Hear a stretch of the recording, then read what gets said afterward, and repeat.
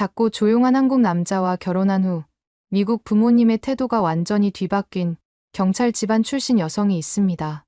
체격 차이 때문에 1년간 딸의 결혼을 끝까지 반대했던 30년 경력 경찰서장 아버지와 전직 FBI 분석관 어머니의 놀라운 경험담을 들려드리겠습니다.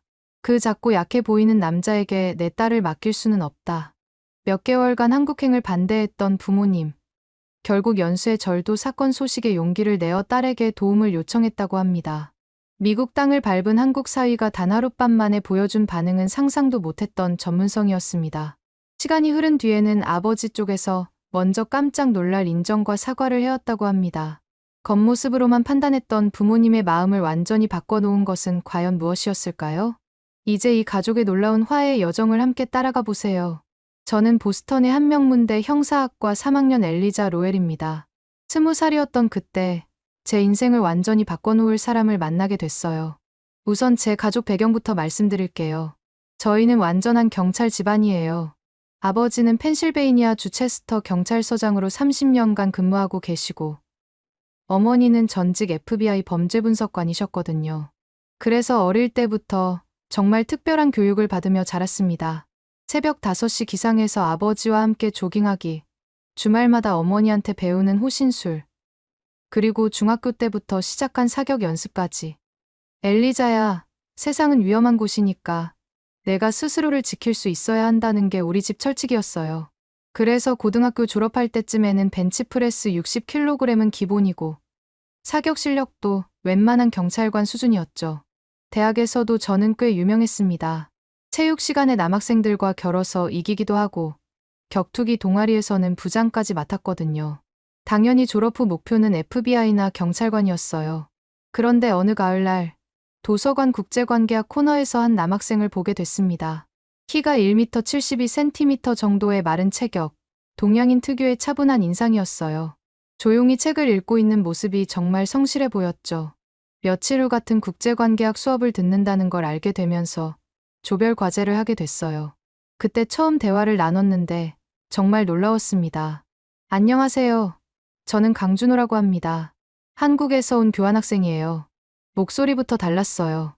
차분하면서도 예의 바른 톤이었죠. 나이를 물어보니 25살이라고 하더라고요. 한국에서 대학을 졸업하고 군 복무까지 마친 후 대학원 과정을 위해 왔다고 했어요. 조별 과제를 하면서 준호 씨의 다른 면을 보게 됐습니다. 다른 조원들이 대충 넘어가려는 부분도 꼼꼼히 분석하고 항상 다른 사람 의견을 먼저 들어주는 배려심이 있었거든요. 발표할 때의 논리적 사고력도 정말 뛰어났어요. 이 문제를 다각도로 분석해보면 말이죠. 준호 씨가 발표할 때 모습은 정말 인상적이었습니다. 체계적이고 확신에 찬 목소리였어요. 무엇보다 저를 대하는 태도가 달랐어요. 제 체격이나 강한 성격 때문에 대부분 남학생들이 위축되거나 어색해했는데 준호 씨는 너무나 자연스럽게 대해줬거든요. 엘리자 씨 의견이 정말 논리적이네요. 그 관점은 생각하지 못했습니다. 이런 말을 들을 때마다 마음이 따뜻해졌어요. 한 학기 동안 함께 공부하면서 점점 가까워졌습니다. 도서관에서 함께 공부하고 캠퍼스 카페에서 커피를 마시며 이야기를 나누는 시간이 늘어갔죠. 준호 씨가 들려주는 한국 이야기도 정말 흥미로웠어요. 한국은 5,000년 역사를 가진 나라예요. 빠른 속도로 발전하고 있고 문화도 정말 독특하죠. 그리고 무엇보다도 제 꿈을 진심으로 지지해줬어요. 엘리자 씨가 경찰관이 되시면 정말 멋있을 것 같아요. 정의로운 일을 하는 사람은 존경받아 마땅하다고 생각합니다. 그런데 어느 날 저녁, 정말 무서운 일이 있었어요. 도서관에서 나오는데 술 취한 남성 2명이 계속 따라오면서 시비를 거는 거예요. 아가씨, 어디 가는 거야? 우리랑 같이 놀지 않을래? 저도 호신술을 배웠지만 상대가 2명이고 술에 취해서 뭘 할지 모르는 상황이라 위험해 보였어요. 그때 준호 씨가 나타났습니다. 엘리자 씨, 괜찮으세요? 준호 씨의 목소리가 평소와 완전히 달랐어요. 차분하면서도 단호한 톤이었죠. 뭐야? 동양인 꼬마가 끼고 싶냐? 그 남성들이 비웃었는데 준호 씨는 전혀 당황하지 않고 제 앞에 섰습니다. 키는 그들보다 작았지만 자세나 눈빛이 완전히 달랐어요. 지금 당장 가세요. 더 이상 시비 걸지 마시고요.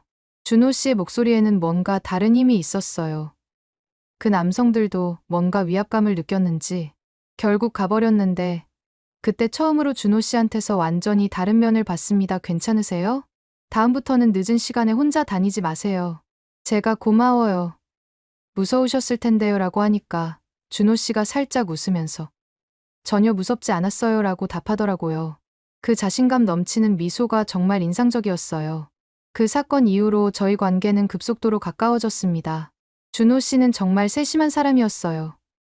제가 감기 기운이 있다고 하면 한국 전통차를 끓여주고 과제로 스트레스 받을 때는 조용히 격려해줬죠.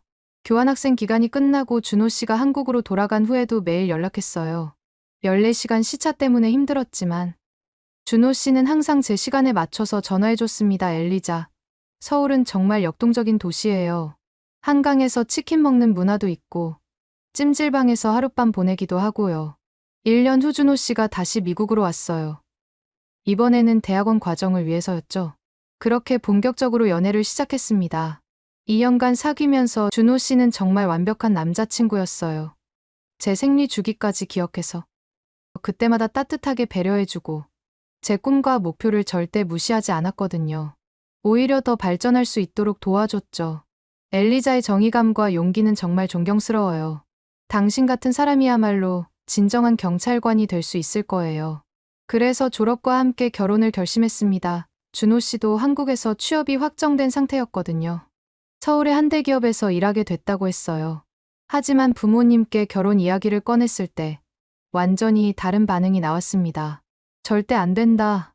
아버지의 목소리가 집안을 울렸어요. 그 작고 약해 보이는 남자한테 내 딸을 맡길 수는 없어. 위험한 상황이 닥쳤을 때 엘리자를 지킬 수 있겠어. 체격도 작고 힘도 없어 보이는데 말이야. 어머니도 마찬가지였습니다. 엘리자야, 그 먼 한국이라는 나라에 가서 살겠다고? 우리가 이렇게 정성스럽게 키워준 딸을 그렇게 멀리 보낼 수는 없어요. 그 남자가 아무리 착해도 우리 딸을 제대로 지킬 힘이 있을까요? 정말 상처였어요. 부모님이 준호 씨를 제대로 알아보려고도 하지 않고 겉모습과 선입견만으로 판단하는 게 너무 화가 났거든요, 아빠. 엄마, 준호 씨는 정말 좋은 사람이에요. 저를 진심으로 사랑하고 존중해줘요. 그리고 제가 위험할 때 정말 든든하게 지켜줬어요. 사랑만으로 결혼 생활이 되나? 현실적으로 생각해봐라. 그 남자가 너를 경제적으로, 물리적으로 보호할 수 있겠어. 나는 30년 동안 현장에서 일해봤다. 진짜 위험한 상황에서는 체력과 힘이 필요해. 아버지의 말씀이 정말 단호했어요. 그 후로 몇 달간 집안 분위기는 최악이었습니다. 준호 씨 이야기만 나오면 부모님은 완전히 돌변하셨고 식사 시간마다 같은 이야기가 반복됐죠. 저는 점점 지쳐갔어요. 부모님께서 왜 이렇게 반대하시는지 이해해요. 하지만 시간이 지나면 마음이 바뀌실 거예요. 준호 씨는 이렇게 말했지만 저는 더 이상 참을 수가 없었어요. 마침내 저는 큰 결단을 내렸습니다. 아빠, 엄마, 저 한국 가기로 했어요. 준호 씨와 결혼해서 한국에서 살 거예요. 그날 밤 정말 큰 싸움이 벌어졌어요. 집 문을 나서면 다시는 들어오지 마라. 아버지가 소리치셨고 어머니는 눈물을 흘리며 말씀하셨어요. 어떻게 이럴 수가 있냐. 우리가 널 어떻게 키웠는데 이런 식으로 배신하느냐. 하지만 제 결심은 확고했습니다. 진정으로 사랑하는 사람과 함께 새로운 인생을 시작하겠다는 마음이었거든요. 결국 부모님의 격렬한 반대와 연락 단절 선언 속에서 인천공항행 비행기에 올랐습니다. 한국에서 행복하게 해줄게요. 준호 씨의 따뜻한 손을 잡고 비행기에 올랐을 때 저는 전혀 몰랐어요. 제가 얼마나 놀라운 남자와 결혼하게 될지, 그리고 곧 부모님이 얼마나 깜짝 놀라게 될지 말이에요. 한국에 도착한 첫날부터 정말 새로운 세상이었어요. 인천공항에서 나오자마자 느껴진 건 엄청난 에너지였습니다. 사람들이 정말 빠르게 움직이고 모든 게 체계적으로 돌아가고 있더라고요. 준호 씨가 미리 준비해 놓은 서울 강남구의 신혼집으로 향했는데 정말 깔끔하게 정리되어 있었어요. 그런데 뭔가 이상했습니다. 집 안 곳곳이 마치 군대 내무반처럼 정돈되어 있었거든요. 신발은 일렬로 가지런히, 책상 위는 물건 하나 없이 깨끗하고 심지어 수건까지 정확히 3등분으로 접혀 있었어요. 준호 씨, 원래 이렇게 깔끔했었어요? 한국에서는 이게 당연해요. 특히 남자들은 군대에서 습관이 되거든요. 그때는 단순히 규칙적인 생활을 좋아하는 남자구나 정도로 생각했습니다. 신혼생활이 시작되면서 준호 씨의 일상을 보게 됐는데 정말 놀라웠어요. 새벽 5시에 일어나서 집 안을 완벽하게 정리하고 아침 운동까지 빠뜨리지 않더라고요. 저는 미국에서도 운동을 꾸준히 했지만 준호 씨의 체계적인 루틴을 보면서 한국 남자들은 정말 성실하구나라고 생각했어요. 한국에 온 지 2달 후, 다행히 강남의 한 외국계 회사에서 일자리를 구했습니다. 영어를 활용한 업무였는데 한국어는 서툴렀지만 동료들이 정말 친절하게 도와줘서 금방 적응할 수 있었어요. 준호 씨도 매일 저녁 한국어를 가르쳐 주면서 응원해줬죠. 엘리자가 한국 생활에 잘 적응하는 것 같아서 정말 기뻐요. 그런데 결혼한 지 3달쯤 지났을 때 정말 충격적인 일이 벌어졌습니다. 그날은 준호 씨 차가 갑자기 고장이 나서 정비소에 맡기게 됐어요. 그래서 함께 지하철로 퇴근하게 됐는데 지하철 2호선을 타고 가던 중이었습니다. 갑자기 한 여성이 소리를 질렀어요. 저 사람이 몰카 찍었어요. 순간 지하철 안이 술렁거리기 시작했습니다. 한 남성이 휴대폰으로 여성들을 몰래 촬영하다가 들킨 거였어요. 그 남성이 당황해서 도망치려고 하는 순간 제 옆에 있던 준호 씨가 갑자기 움직였어요. 말 그대로 번개처럼 빨랐습니다. 준호 씨는 아무 말도 없이 그 남성을 향해 전력으로 달려갔어요. 사람들 사이를 마치 장애물 경주하듯 빠져나가더니 순식간에 그 남성의 팔을 제압했습니다. 정말 한순간의 일이었어요.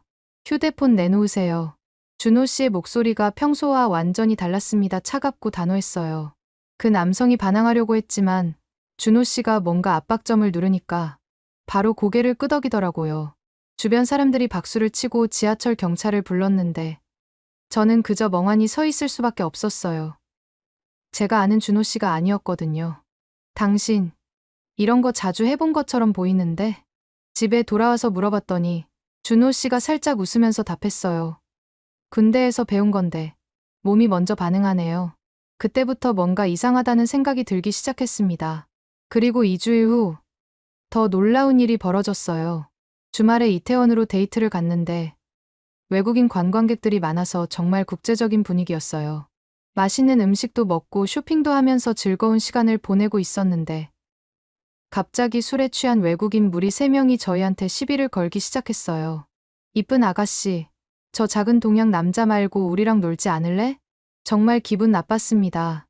저도 대응하려고 했는데 준호 씨가 제 앞에 섰어요. 죄송하지만 우리끼리 있고 싶습니다. 준호 씨의 한국어 억양이 섞인 영어가 나왔는데도 정중했어요. 그런데 그들이 더 심하게 나오기 시작했습니다. 뭐야? 이 꼬마가 싸우고 싶다는 거야? 그 중 한 명이 준호 씨의 어깨를 세게 밀었는데 그 순간 정말 놀라운 일이 벌어졌어요. 준호의 눈빛이 완전히 바뀌었습니다. 그리고 단 한 번의 동작으로 그 남성의 팔목을 제압했어요. 정말 순식간이었어요. 그 남성이 고통스러워하며 무릎을 꿇었고 나머지 2명도 당황해서 뒤로 물러났습니다. 다시 한번 말씀드리지만 우리끼리 있고 싶습니다. 준호 씨의 목소리에는 뭔가 위험한 기운이 있었어요. 그들은 더 이상 말도 못하고 그냥 가버렸습니다. 주변에 있던 사람들이 저 사람 뭐야? 라는 눈빛으로 바라봤는데 저도 똑같은 생각이었어요. 준호 씨, 당신 도대체 뭐예요? 그냥 군대에서 배운 거예요. 그 말을 듣고 나서야 한국의 군대 제도에 대해 제대로 알아보기 시작했어요. 모든 남성이 의무적으로 복무한다는 것, 그리고 그 과정에서 정말 체계적인 훈련을 받는다는 것을 알게 됐습니다. 하지만 진짜 충격은 그 다음 주에 받았어요. 엘리자, 사격장 가볼까요? 당신이 잘한다고 했으니 저도 배워보고 싶어요. 준호 씨가 먼저 제안했을 때 저는 내심 기뻤어요. 드디어 제가 확실히 이길 수 있는 분야가 나왔다고 생각했거든요. 좋아. 이건 내가 이긴다. 자신만만하게 강남의 한 실내 사격장에 갔습니다. 어릴 때부터 아버지한테 배운 실력이 있으니까 당연히 준호 씨보다는 잘할 거라고 생각했어요. 첫 번째 라운드에서 제 점수는 꽤 괜찮았어요. 10발 중 8발이 관역 안쪽에 들어갔습니다. 그런데 준호 씨의 차례가 됐는데 탄착군이 한 점에 모여 있었어요. 정말 믿을 수 없었습니다. 10발 모두 정중앙에 거의 한 점으로 모여 있었거든요. 사격장 직원도 깜짝 놀라서 다가왔어요. 와, 정말 잘 쏘시네요. 군대에서 특수부 되셨나요? 그때 옆에 있던 다른 한국 남성들의 관역을 봤는데 모두 점수가 높더라고요. 그 중 한 분이 웃으면서 말했어요. 여기 한국 남자들은 다 군대에서 총 쏴봤으니까요. 기본기는 있죠. 여기 전부 스나이퍼라도 되는 거야? 저도 모르게 중얼거렸는데 준호 씨가 부드럽게 설명해 줬어요. 한국은 분단국가라서 모든 남성이 군 복무를 해요. 그 과정에서 사격 훈련을 받습니다. 그리고 잠시 망설이더니 조용히 덧붙였어요. 저는 특수부대에서 복무했어요. 그 말을 듣는 순간 정말 소름이 돋았어요. 지금까지 제가 본 준호 씨의 모든 행동들이 이해되기 시작했습니다. 특수부대라고? 네. 2년 동안 복무했어요. 그래서 이런 상황들에 익숙한 것 같아요. 그날 밤 집에 돌아와서 인터넷으로 한국의 군사 제도를 찾아봤어요. 정말 놀라웠습니다. 징병제 국가이기 때문에 모든 남성이 군 복무를 하고 특히 특수부대는 정말 엘리트들만 갈 수 있다는 것을 알게 됐어요. 그럼 지금까지 나한테 보여준 모습은 진짜 실력의 일부분이었던 거야? 그렇게 말할 수 있을 것 같네요. 준호 씨가 쑥스럽게 웃었는데 그 모습이 정말 매력적이었어요. 강하지만 겸손한 모습이었거든요. 그 후로 준호 씨의 일상을 다시 보게 됐는데 정말 다르게 느껴졌어요.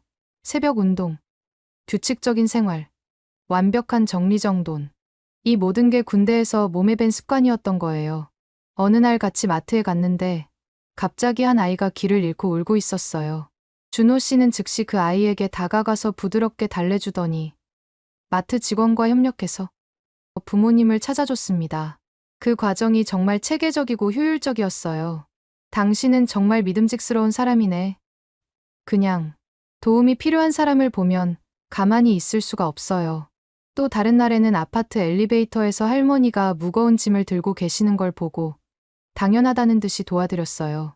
그런 모습들을 보면서 준호 씨의 진짜 성격을 알게 됐습니다. 강하지만 따뜻하고 능력 있지만 겸손한 사람이었어요. 한국 생활에 적응하면서 준호 씨의 친구들도 만나게 됐는데 정말 신기했어요. 대부분이 군 복무를 마친 사람들이라 뭔가 듬직한 느낌이 있었습니다. 그리고 서로를 챙기는 문화도 정말 인상적이었어요. 엘리자 누나, 준호 형 정말 좋은 사람이에요. 군대에서도 후배들 잘 챙겨주기로 유명했거든요. 준호 씨의 후배가 이런 말을 해줄 때 정말 뿌듯했어요. 하지만 한편으로는 부모님 생각이 계속 났습니다. 지금까지 연락을 한 번도 하지 않으셨거든요. 준호 씨가 이렇게 훌륭한 사람인데 부모님은 여전히 오해하고 계시는 것 같아서 마음이 아팠어요. 언젠가는 부모님도 당신의 진짜 모습을 보시게 될 거야. 그러면 좋겠네요. 저도 엘리자의 부모님께 인정받고 싶어요. 그런 대화를 나누던 어느 날 정말 뜻밖의 연락이 왔습니다. 결혼한 지 거의 1년이 지났을 때 아버지에게서 전화가 온 거예요. 엘리자야, 내가 와줬으면 좋겠다. 아버지의 목소리가 평소와 달랐어요. 뭔가 불안하고 걱정스러운 톤이었습니다. 무슨 일이세요, 아빠? 우리 동네에서 연쇄 절도 사건이 계속 일어나고 있어. 그리고 며칠 전부터 의문의 인물이 밤마다 우리 집 주변을 서성이고 있다고 이웃들이 신고했어. 엘리자야, 너만 와라. 혼자 와. 아버지의 목소리가 단호했어요. 준호 씨는 절대 오지 말라는 뜻이 분명했습니다. 정말 놀라운 일이었어요. 그동안 연락을 끊다시피 했던 아버지가 먼저 연락을 주신 거였거든요. 알겠어요. 혼자 갈게요. 전화를 끊고 나서 준호 씨에게 상황을 설명했는데 준호 씨의 표정이 어두워졌어요.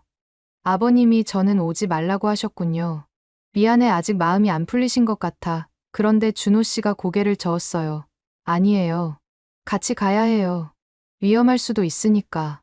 하지만 부모님이 당신을 오지 말라고 하셨는데. 그래도 가족이잖아요. 그리고 이런 상황에서는 혼자 가면 안 돼요. 그렇게 해서 1년 만에 고향으로 향하는 비행기에 올랐습니다. 과연 부모님이 어떤 상황인지, 그리고 이번 일이 어떻게 해결될지 정말 궁금했어요. 비행기 안에서 준호 씨를 보니까 뭔가 다른 모드로 바뀐 것 같았어요. 평소보다 더 집중하고 있었고 뭔가를 계획하고 있는 것 같았습니다. 무슨 생각해? 아무것도 아니에요. 그냥 안전하게 해결됐으면 좋겠어요. 그런데 그때는 몰랐어요. 이번 일이 우리 가족의 모든 관계를 완전히 바꿔놓을 거라는 걸 말이에요. 필라델피아 공항에 도착했을 때 정말 오랜만에 맞는 고향 냄새가 났어요. 1년 만에 돌아온 고향이었지만 마음은 편하지 않았습니다. 준호 씨는 약속과 달리 저와 함께 공항에서 나왔어요. 정말 같이 가도 될까? 네. 이런 상황에서는 혼자 두면 안 돼요. 택시를 타고 집으로 향하면서 준호 씨가 제 손을 꼭 잡아줬는데 그때 정말 든든함을 느꼈습니다. 집에 도착하니까 부모님이 현관 앞에서 기다리고 계셨어요. 1년 만에 본 아버지와 어머니의 모습이 조금 수척해 보였고 특히 아버지는 평소보다 긴장한 표정이셨습니다. 그런데 준호 씨를 보시는 순간 표정이 굳어지셨어요. 엘리자야, 혼자 오라고 했는데 죄송합니다. 상황이 위험할 수도 있어서 같이 왔습니다. 준호 씨가 정중하게 인사드렸지만 아버지의 반응은 차갑했어요. 들어오세요. 어머니가 어색하게 말씀하시면서 저희를 집 안으로 안내하셨습니다. 분위기가 정말 냉랭했어요. 거실에 앉아서 아버지가 상황을 설명해 주셨어요. 지난 한 달 동안 이 동네에서 5건의 절도 사건이 발생했고 특히 최근 사흘 동안은 밤마다 의문의 인물이 우리 집 주변을 서성이고 있다는 거였습니다. 경찰서에도 신고했지만 명확한 증거가 없어서 순찰만 강화한 상태야. 그런데 어젯밤에는 뒷마당 쪽에서 이상한 소리가 났어. 어머니도 걱정스러운 표정으로 덧붙이셨어요. 이웃 할머니 말로는 검은 옷을 입은 남성이 우리 집 담장 근처를 계속 왔다 갔다 한다고 하더라고요. 정말 무서워서 잠도 제대로 못 자고 있어요. 준호 씨가 조심스럽게 물어봤어요. 혹시 침입 경로나 패턴 같은 건 파악하셨나요? 아버지가 준호 씨를 쳐다보시더니 대답하셨습니다. 뒷문 쪽이 가장 취약해 보여 담장도 낮고 가로등도 어두워서 보안 시스템은 어떻게 되어 있으세요? 기본적인 도어락과 창문 잠금 장치 정도야. 준호 씨가 고개를 끄덕이면서 뭔가 생각하는 표정이었어요. 그런 모습을 본 아버지가 조금 의외라는 듯 바라보셨습니다. 저녁 식사는 정말 어색했어요. 부모님은 준호 씨를 의식하시면서 대화를 최소한으로 하려고 하시는 게 느껴졌습니다. 준호 씨도 눈치채고 조용히 식사만 하고 계셨어요. 한국 생활은 어때? 어머니가 저에게만 물어보셨어요. 괜찮아요. 적응하고 있어요. 음식은 잘 맞니? 네. 한국 음식도 맛있고. 이런 식으로 저하고만 대화하시면서 준호 씨는 완전히 배제하시는 분위기였습니다. 정말 마음이 아팠어요. 그런데 준호 씨가 설거지를 도와주겠다고 하자 어머니가 조금 당황하셨어요. 아, 괜찮아요. 손님이 아닙니다. 도와드리고 싶어요. 준호 씨가 자연스럽게 설거지를 도와드리는 모습을 보시면서 어머니의 표정이 조금씩 누그러지는 게 느껴졌어요. 밤이 되자 아버지가 말씀하셨어요. 게스트룸에서 주무세요. 하지만 우리는 여전히 네, 이해합니다. 준호 씨가 담담하게 대답했지만 여전히 환영받지 못한다는 걸 다들 알고 있었어요. 밤 10시쯤 되니까 준호 씨가 저를 조용히 불렀어요. 엘리자, 잠깐 이야기할까요? 게스트룸에서 준호 씨가 말했어요. 오늘 밤 조심해야 할 것 같아요. 뭔가 이상한 기운이 느껴져요. 무슨 말이야? 집 주변을 둘러보니까 정말로 누군가 지켜보고 있는 것 같아요.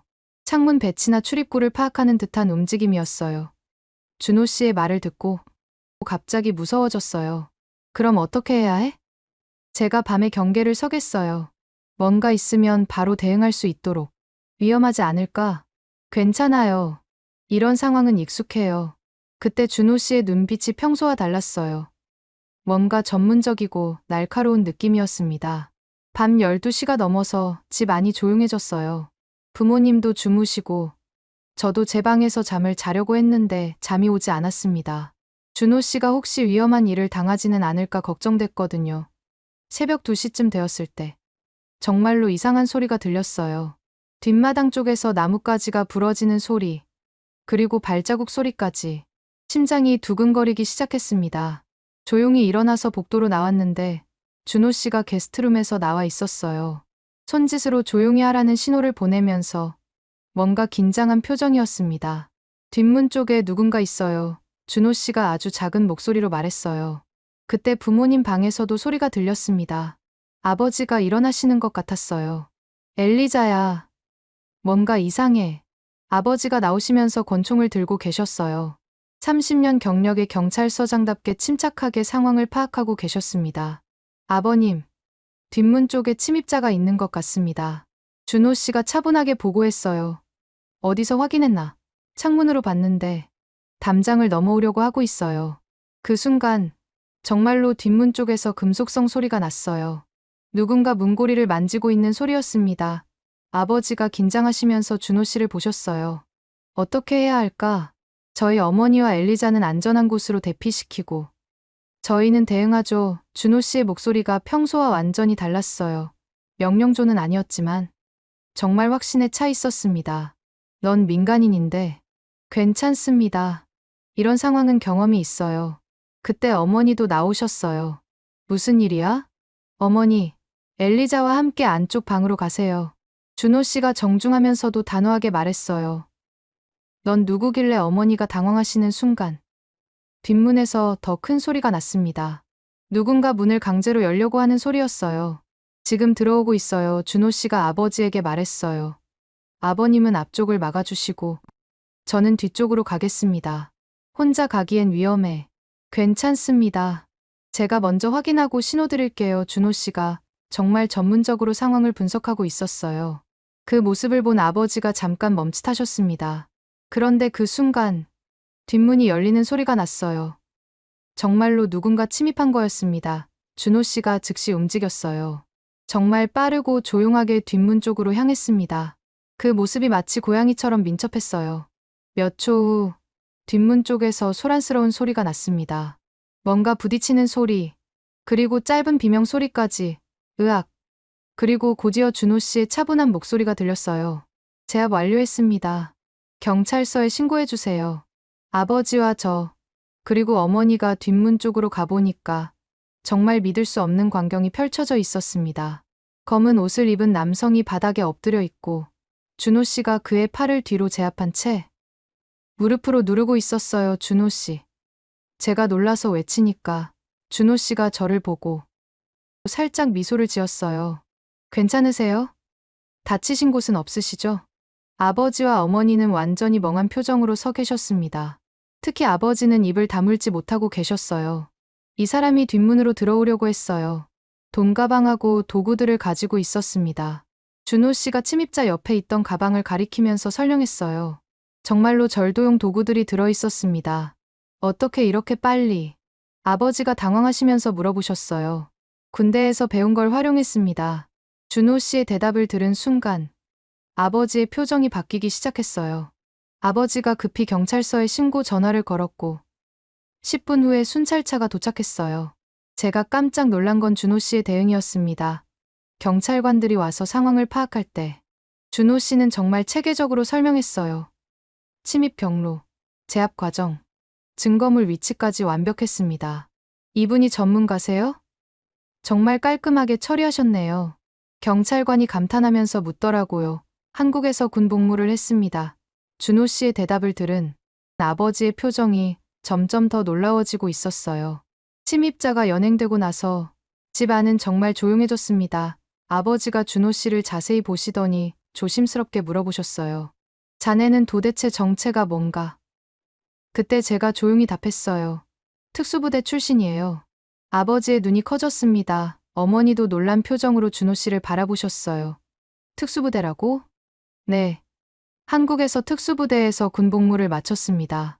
그래서 이런 상황에 대처할 수 있었어요. 준호 씨가 겸손하게 설명했지만 방금 전의 행동은 정말 프로페셔널했어요. 그 후로 분위기가 완전히 바뀌었습니다. 아버지가 준호 씨에게 여러 가지를 물어보기 시작하셨어요. 정말 특수부대 출신인가? 네. 그렇습니다. 그럼 정말 대단한 훈련을 받았겠구나. 어머니도 관심을 보이기 시작하셨어요. 그런데 어떻게 그렇게 빨리 상황을 파악했어요? 훈련받은 대로 했을 뿐입니다. 위험 상황에서는 빠른 판단이 중요해요. 준호 씨의 설명을 들으면서 저는 정말 놀라웠어요. 지금까지 몰랐던 준호 씨의 또 다른 면을 본 거였거든요. 새벽이 되어서야 모든 상황이 정리됐습니다. 아버지가 준호 씨에게 진심으로 감사 인사를 하셨어요. 고마워요. 정말로. 당신이 아니었다면 큰일 날 뻔했어. 당연한 일을 했을 뿐입니다. 어머니도 태도가 완전히 바뀌셨어요. 정말 고마워요. 우리 가족을 지켜주셔서. 그날 밤 늦게 아버지가 준호 씨와 둘이서 이야기를 나누는 모습을 봤습니다. 거실에서 차를 마시면서 정말 진지하게 대화하고 계셨어요. 당신 정말 대단하네요. 아닙니다. 그냥 배운 대로 했을 뿐이에요. 엘리자가 정말 좋은 사람을 만났구나. 이런 대화를 들으면서 드디어 부모님이 준호 씨를 제대로 보기 시작하신다는 걸 느꼈습니다. 1년 만에 처음으로 따뜻한 분위기가 흐르기 시작했어요. 사건이 해결되고 난 후 정말 놀라운 변화가 시작됐어요. 침입자가 연행되고 집 안이 조용해진 다음 아버지가 준호 씨를 완전히 다른 시선으로 바라보기 시작하신 거였습니다. 특수부대 출신이라고 했지. 아버지가 준호 씨를 자세히 보시면서 다시 물어보셨어요. 네. 특수부대에서 군 복무를 마쳤습니다. 특수부대라면 정말 대단한 부대 아닌가? 아버지는 30년간 경찰로 일하시면서 각국의 특수부대에 대해서도 잘 알고 계셨거든요. 그래서 준호 씨가 얼마나 훈련받은 사람인지 금방 이해하셨어요. 다음 날 아침, 어머니가 준호 씨를 위해 특별히 아침 식사를 준비해 주셨습니다. 전날과는 완전히 다른 분위기였어요. 어제 정말 고생 많으셨어요. 우리 가족을 지켜주셔서 감사해요. 당연한 일을 했을 뿐입니다. 준호 씨가 겸손하게 대답하는 모습을 보면서 어머니의 표정이 점점 부드러워지는 게 느껴졌어요. 식사를 하면서 아버지가 준호 씨에게 여러 가지를 물어보기 시작하셨어요. 한국에서는 어떤 일을 하고 있나요? 대기업에서 해외 사업 담당으로 일하고 있습니다. 엘리자가 한국 생활에 잘 적응할 수 있도록 도와주고 있어요. 엘리자가 한국에서 어떻게 지내고 있는지 궁금했는데 그때부터 저는 한국에서의 생활에 대해 자세히 이야기해드렸어요. 회사 생활, 한국어 공부, 새로운 친구들, 그리고 준호 씨가 얼마나 잘 돌봐주고 있는지까지. 처음에는 언어도 어렵고 문화도 달라서 힘들었는데 준호 씨가 정말 많이 도와줬어요. 한국어도 매일 가르쳐주고 한국 문화도 알려주고 어머니가 관심 있게 들어주시면서 물어보셨어요. 한국 음식은 어때? 매운 거 많다고 들었는데. 처음에는 매웠지만 지금은 정말 좋아해요. 김치찌개, 불고기, 비빔밥. 준호 씨가 맛있는 곳들을 많이 데려가 줘서 금방 적응했어요. 그러자 준호 씨가 덧붙였어요.